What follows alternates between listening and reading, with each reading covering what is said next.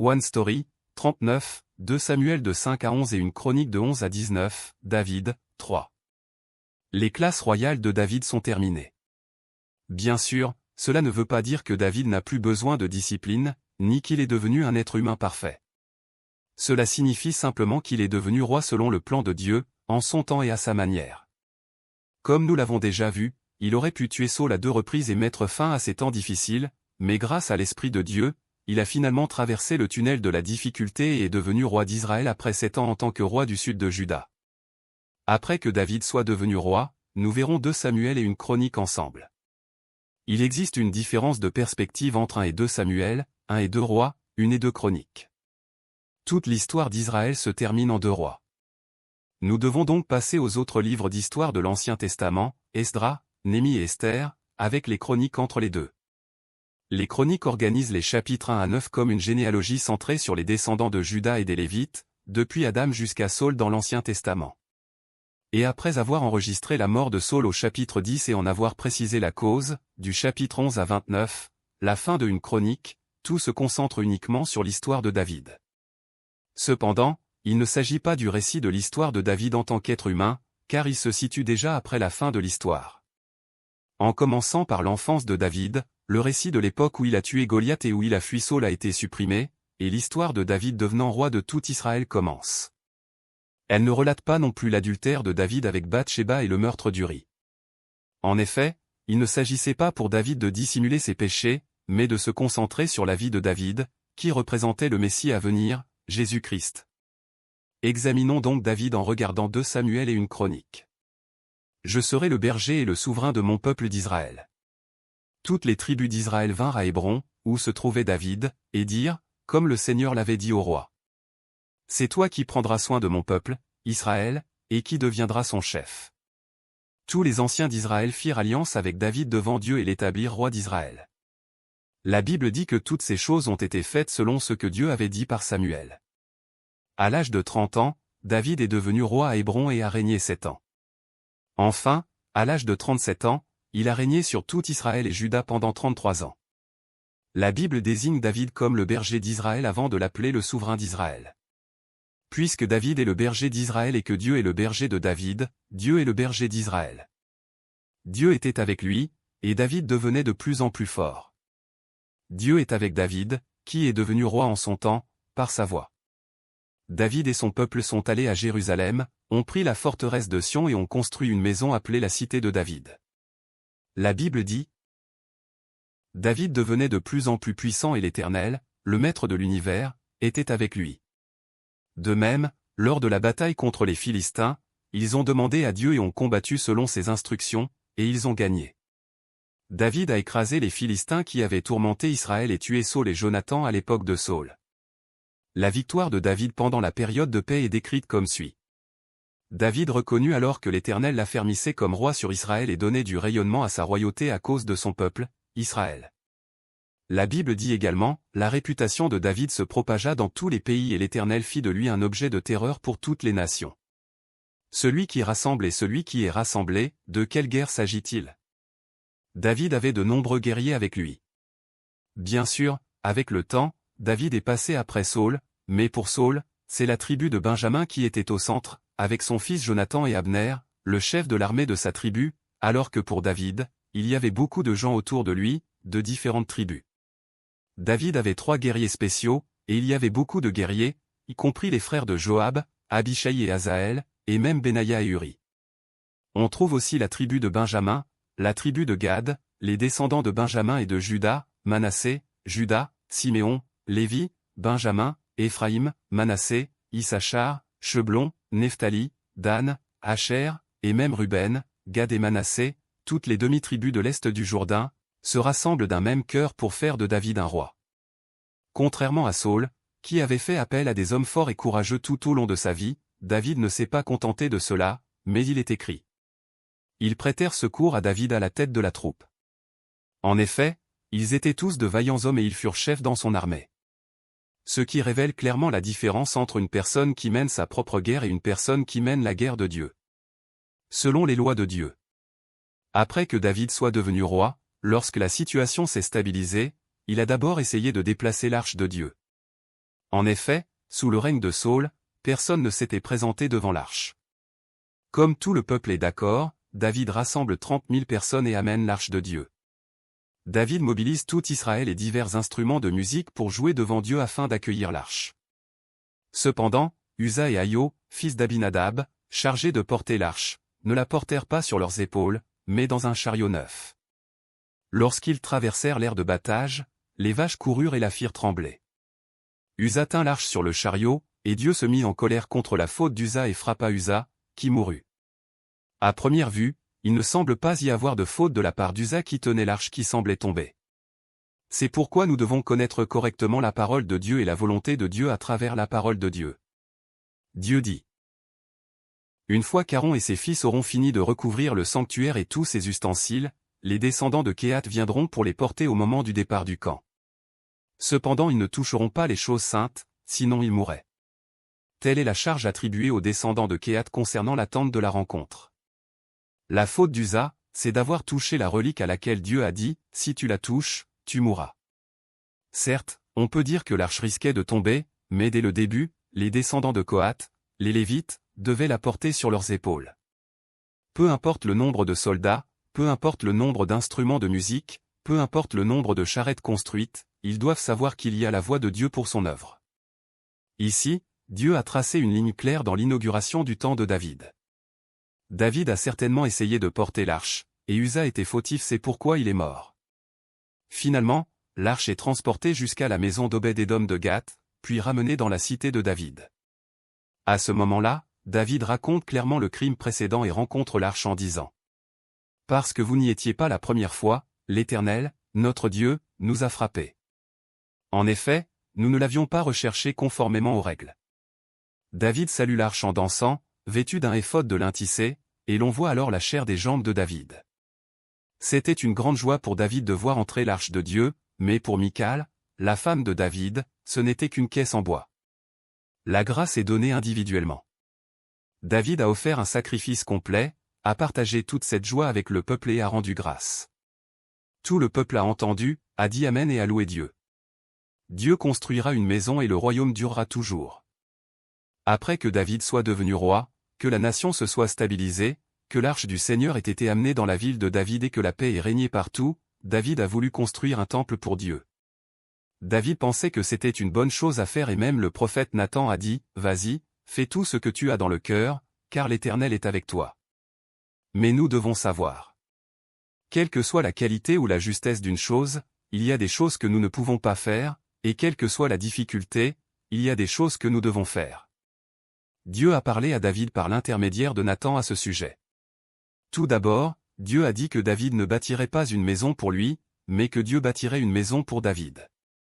Deuxièmement, il a dit qu'un royaume puissant serait construit par les descendants de David et que cette personne bâtirait une maison pour Dieu, et que Dieu établirait le trône de son royaume. Troisièmement, Dieu deviendra le père de la semence de David, et elle deviendra le fils de Dieu, et Dieu ne la privera pas de la grâce. Quatrièmement, il dit qu'enfin la maison et le royaume de David seront préservés devant Dieu pour toujours et que le trône de David sera établi pour toujours. Si l'on examine à nouveau la parole de Dieu.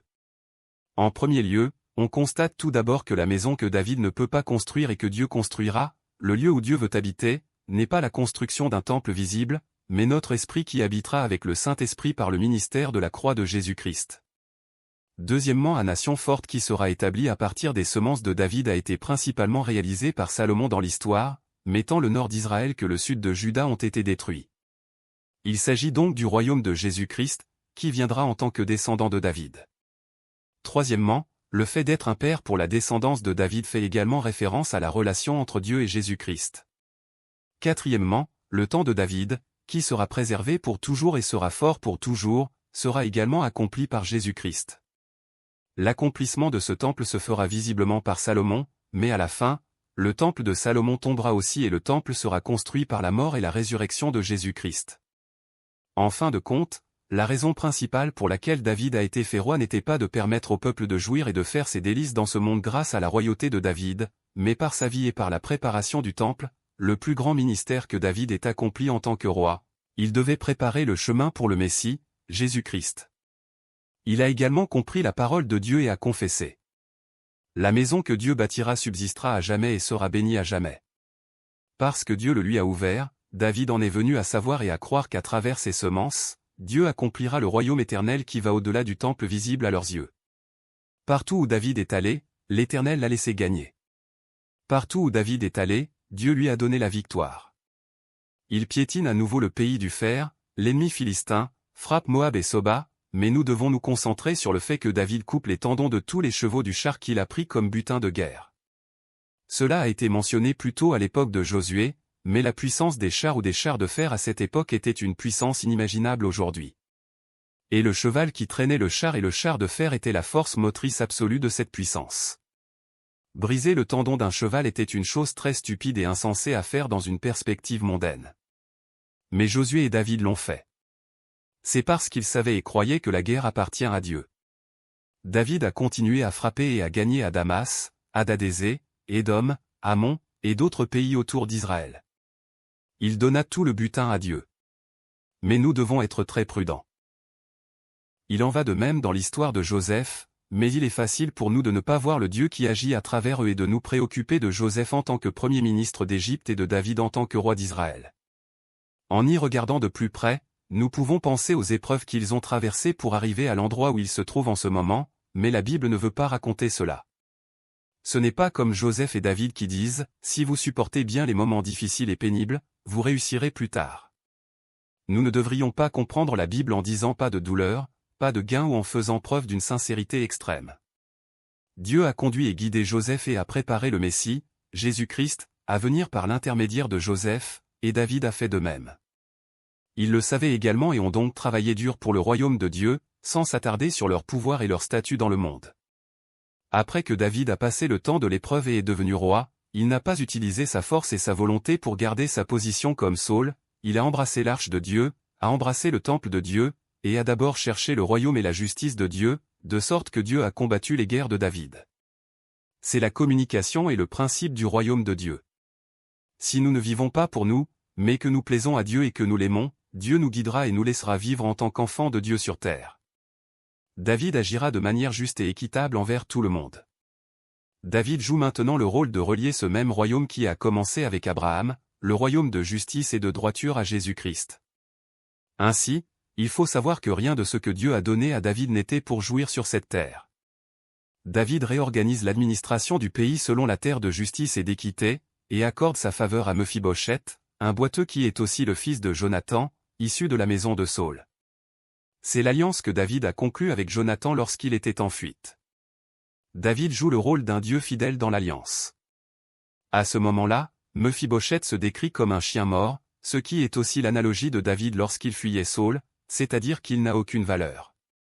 En outre, David, qui était comme un chien mort, a lui-même joué le rôle de l'ascension de Mephibosheth, qui est également comme un chien mort, révélant la résurrection et l'ascension de Jésus-Christ depuis le tombeau.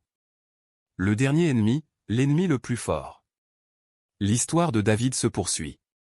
À l'âge d'un garçon, David a reçu l'onction de Dieu par l'intermédiaire du prophète Samuel, a été rempli de l'Esprit de Dieu, a reçu des classes royales, s'est enfui de chez Saul et a vécu comme un fugitif pendant 10 ans en parcourant Israël, les Philistins et même Moab, et finalement, au temps de Dieu, David est devenu roi de Juda, puis roi d'Israël. Même après être devenu roi, David ne s'est pas laissé distraire et a toujours communiqué avec Dieu, a vaincu tous les ennemis qui l'entouraient et a remporté des victoires consécutives grâce à Dieu.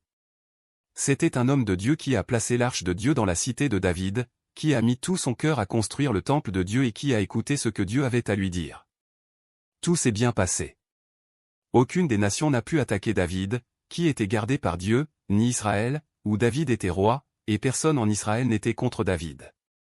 Mais il restait le plus grand ennemi. Il y avait un ennemi que même David ne connaissait pas lorsqu'il devait faire la guerre et qu'il n'avait pas d'autre choix que de regarder et de s'appuyer sur Dieu, et de le poursuivre.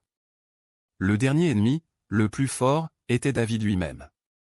C'était le péché du pécheur David, qui se trouvait à l'intérieur de l'homme de Dieu David. Ce que David a fait est mauvais aux yeux de l'Éternel.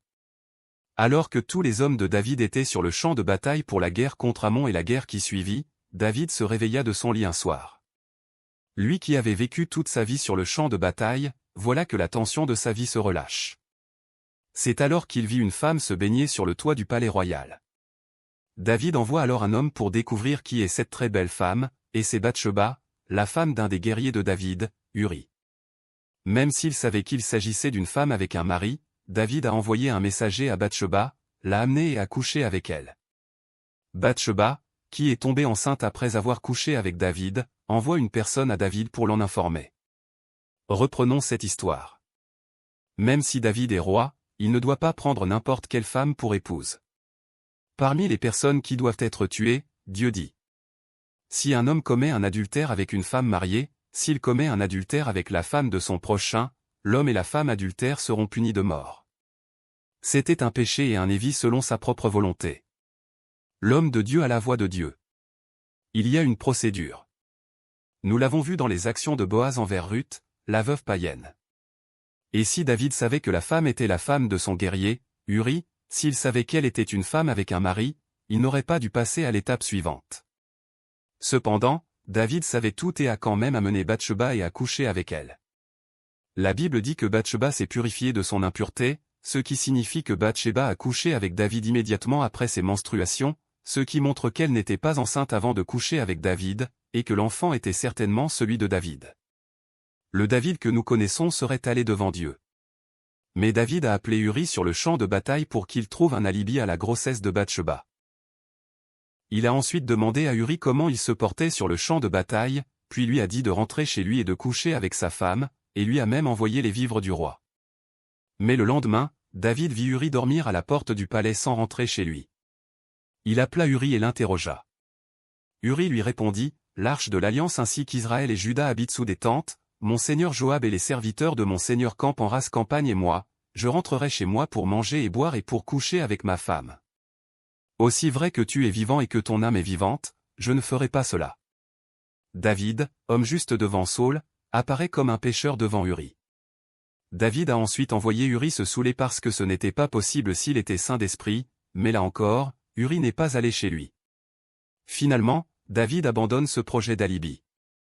Le David que nous connaissons aurait déjà dû se rendre compte de quelque chose et se présenter devant Dieu. Cependant, le péché n'est pas un adversaire facile.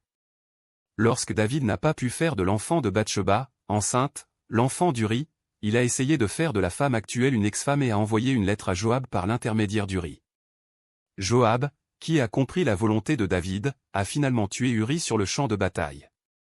L'opération conjointe du meurtre indirect d'Uri par David et Joab a été un succès. David amena Bathsheba, la femme d'Uri, qui était maintenant une ex-femme ou une veuve, au palais royal pour en faire sa femme, et Bathsheba donna naissance à un fils. La Bible dit que, ce que David avait fait déplut à l'Éternel. Dieu savait tout. Non seulement il savait, mais il observait tout.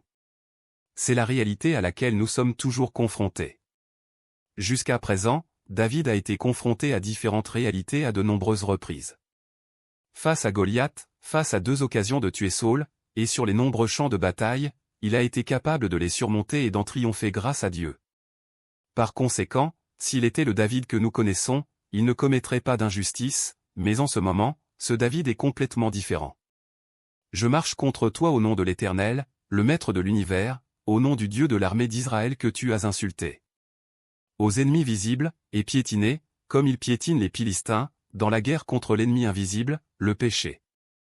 L'histoire du zèle de Dieu qui s'accomplit même à travers les défauts et les faiblesses du peuple de Dieu, l'histoire du royaume de Dieu et de Jésus-Christ continue.